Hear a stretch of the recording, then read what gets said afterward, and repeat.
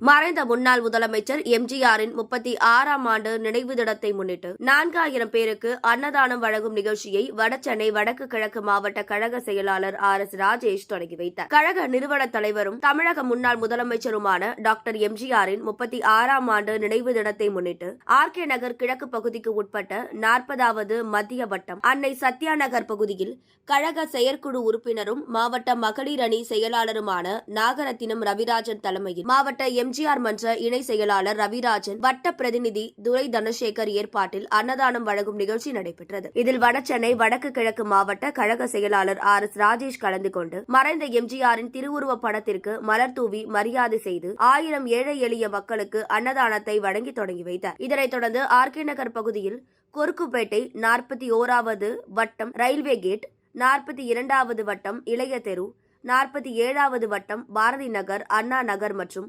பெரம்பூர் பகுதியில் வியாசர்பாடி ஏரிக்கரை உள்ளிட்ட பல்வேறு பகுதிகளில் எம்ஜிஆரின் நினைவு நாளையொட்டி நடைபெற்ற நிகழ்ச்சியில் 3000 பேருக்கு அன்னதானம் வழங்கப்பட்டது. இதில் பகுதி செயலாளர்கள், மாநில நிர்வாகிகள், மாவட்ட நிர்வாகிகள், வட்டக்கழக செயலாளர்கள், மாவட்ட பிற அணி நிர்வாகிகள், மகளிர் அணியினர் உட்பட பலர் கலந்து கொண்டனர். செய்திகளை உடனுக்குடன் தெரிந்து கொள்ள நமது அம்மா இணையதள தொலைக்காட்சியை சப்ஸ்கிரைப் செய்து அருகில் உள்ள பெல் ஐகானை